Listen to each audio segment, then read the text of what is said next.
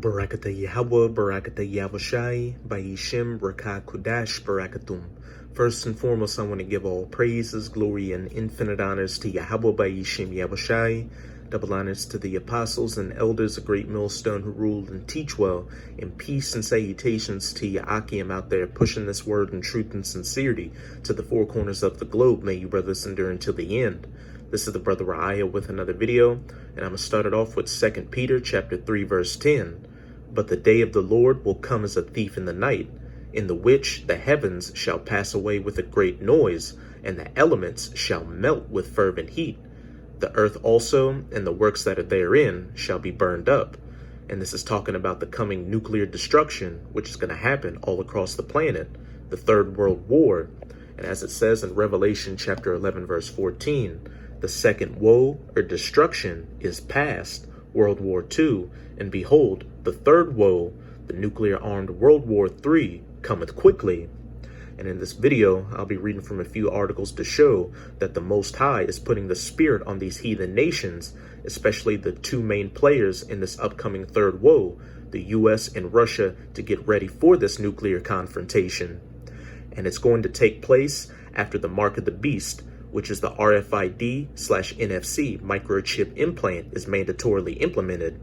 And if you have that spiritual eye salve, you can clearly see that with each passing day, we're getting closer and closer to that mandatory implementation.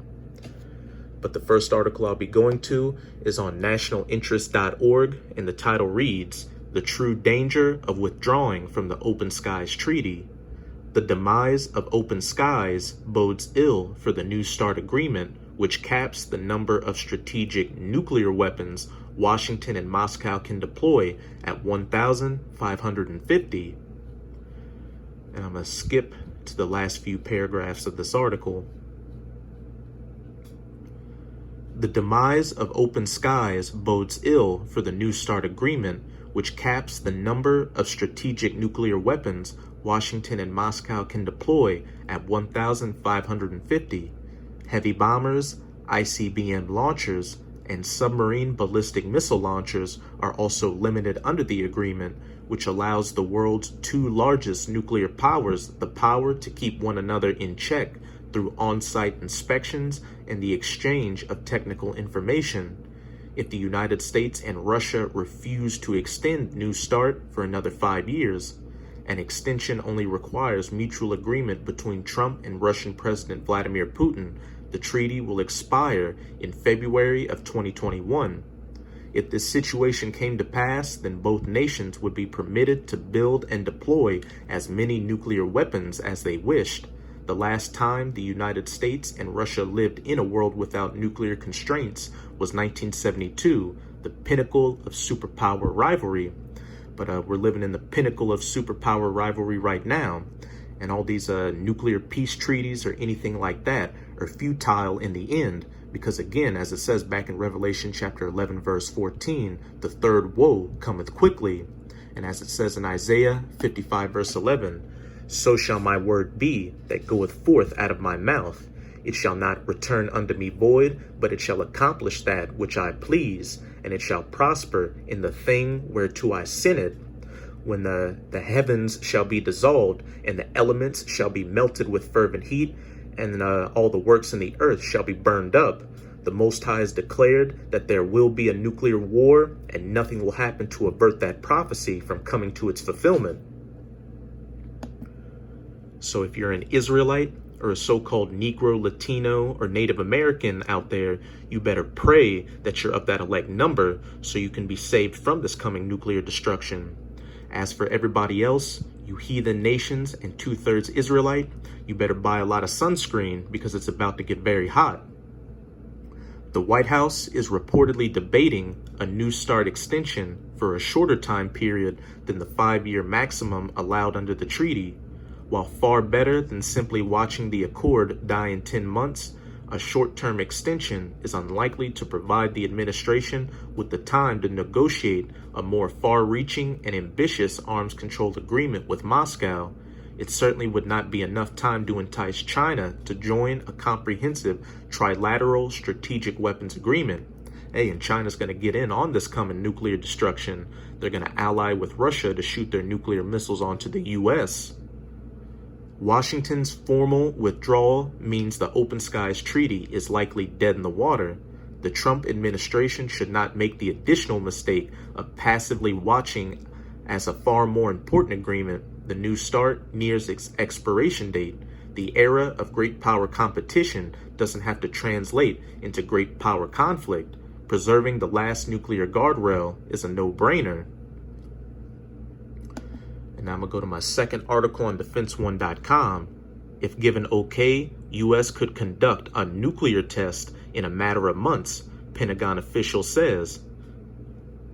And why do you think the U.S. is talking about conducting a nuclear test? Not for clean energy.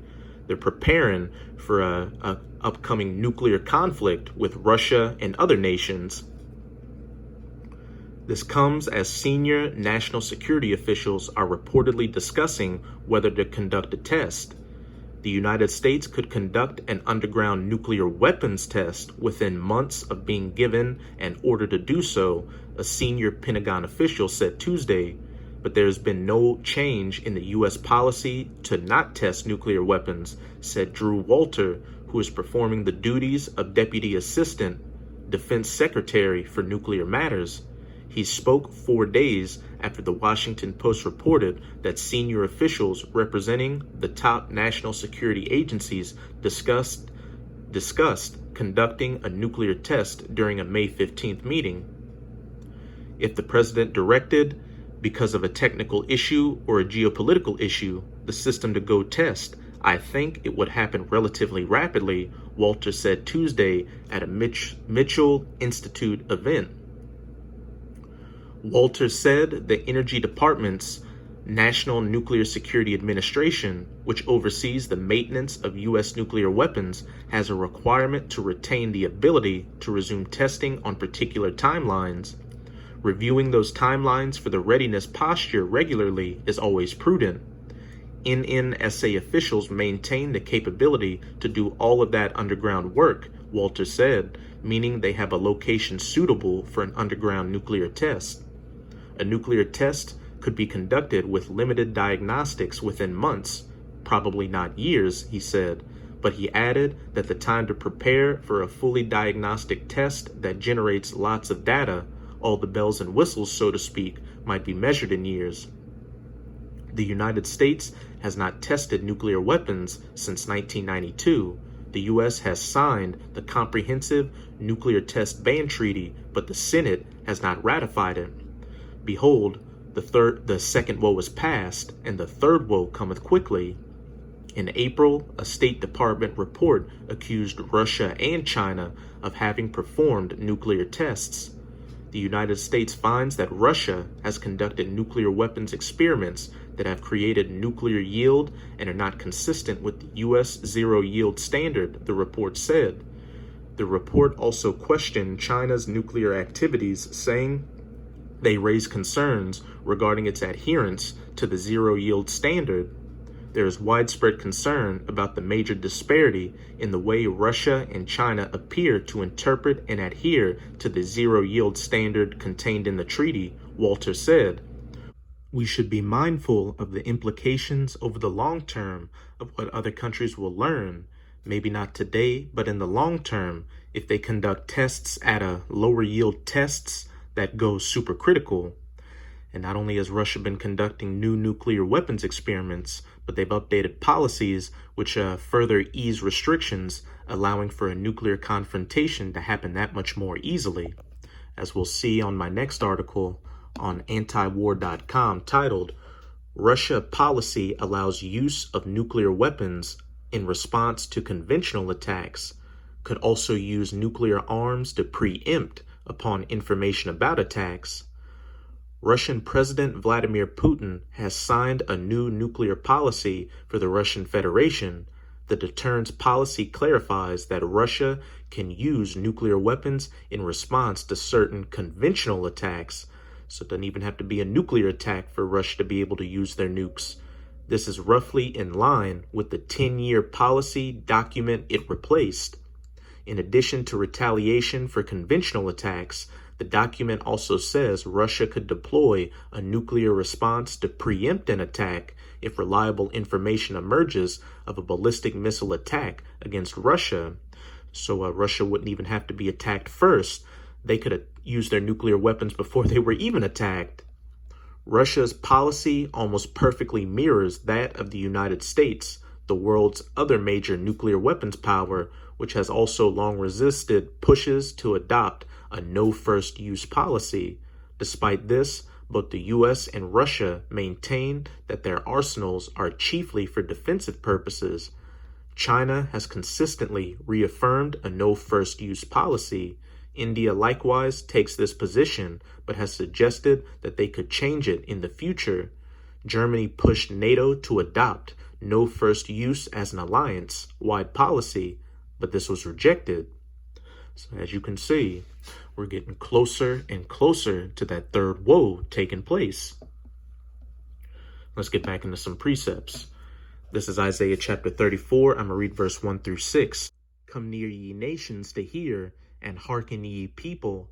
Let the earth hear, and all that is therein, the world and all things that come forth of it. For the indignation of Yahweh is upon all nations, and his fury upon all their armies. He hath utterly destroyed them. He hath delivered them to the slaughter. And this is talking about when the heathen nations' armies are gathered down into the valley of Jehoshaphat in that Middle Eastern region for judgment, because Jehoshaphat means Yahweh Shaphat, or Yahweh's judgment. And the reason they're getting gathered down there is because you heathen nations have afflicted the apple of the Most High's eye, the true children of Israel, who are the so-called Negroes, Latinos, and Native Americans, not just in the past, but all the way up until today. And you can go to Joel chapter 3 to further read up on this judgment in the valley of Jehoshaphat. And you can also go to Psalms chapter 83 to see the table of nations that came against Israel. And at the top of the list are you Edomites, or so-called white people. Verse 3, their slain shall be cast out, and their stink shall come up out of their carcasses, and the mountains shall be melted with their blood. There's going to be a lot of death and destruction during this third woe, the war of Armageddon. And all the host of heaven shall be dissolved. The host of heaven shall be dissolved, and the elements shall melt with fervent heat, and the works of the earth shall be burned up. Like I said at the beginning of the video, this nuclear destruction is going to take place all across the planet, in the valley of Jehoshaphat, in Russia, China, Western Europe, America, etc., etc. And the heavens shall be rolled together as a scroll. And that's talking about that mushroom cloud, because when that mushroom cloud billows up and rolls into itself, it looks like a scroll being rolled together. And all their host shall fall down, as the leaf falleth off from the vine, and as a falling fig from the fig tree. And a few precepts for verse 4 is in Revelation chapter 6, verse 12 through 14. And I beheld, when he had opened the sixth seal, and lo, there was a great earthquake, that nuclear destruction, and the sun became black as sackcloth of hair, and the moon became as blood. And the sun becoming black as sackcloth of hair is talking about it being dark in that day from all the smoke coming up from the nuclear destruction. And the stars of heaven fell into the earth, those nuclear missiles being shot all over the earth, even as a fig tree casteth her untimely figs when she is shaken of a mighty wind. And that mighty wind is that radiation left after those nuclear missiles detonate. And the heaven departed as a scroll when it is rolled together, that mushroom cloud, and every mountain and island were moved out of their places. Verse 5, for my sword shall be bathed in heaven. Behold, it shall come down upon Idumea, which is the Greek way of saying Edom, and upon the people of my curse, to judgment. The top heathen nation in Psalms chapter 83 that afflicted the children of Israel. You Edomites, or so-called white people, you're the ones that are dead sinner in the crosshairs of Yahweh Ba'ishim Yahushai. The sword of Yahweh is filled with blood. It is made fat with fatness, and with the blood of lambs and goats, with the fat of the kidneys of the rams. For Yahweh had the sacrifice in Basra, and a great slaughter in the land of Idumea. wherever you Edomites dwell is going to be hit with a nuclear missile. But the main place that's going to receive that work is the United States of America, which is biblically known as Babylon the Great, the greatest city of the Edomites, just as Basra was a great city of the ancient Edomites. And I'm going to close it out in Revelation chapter 18, start at verse 1. And after these things I saw another angel come down from heaven, having great power, and the earth was lightened with his glory. And he cried mightily with a strong voice, saying, Babylon the Great, the United States of America, is fallen, and has become the habitation of devils, and the hold of every foul spirit, and a cage of every unclean and hateful bird. The United States of America is going to be hit with 200 million nuclear missiles, which is going to turn it into the biblical lake of fire from sea to shining sea, and then a desolate wasteland afterwards, a vast desert that's only going to be inhabited by desert creatures and evil spirits. Jump down to verse 8.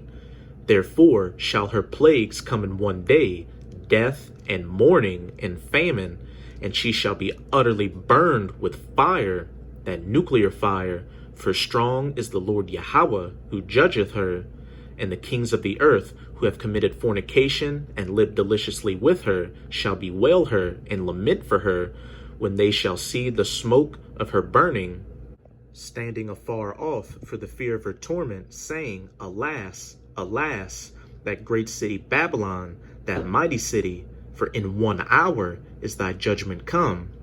It's only going to take 1 hour for the United States of America, Babylon the Great, to be completely burned up and destroyed by that nuclear fire. So that's it with this video. I hope you sincere Akim were edified. Just keep strong and keep pushing this word. We're almost out of this final wicked captivity of the heathens, chiefly Esau, Edom. And as always, I'm going to say Abad Babal, Kwam Yasharala, and until next time, Shalom.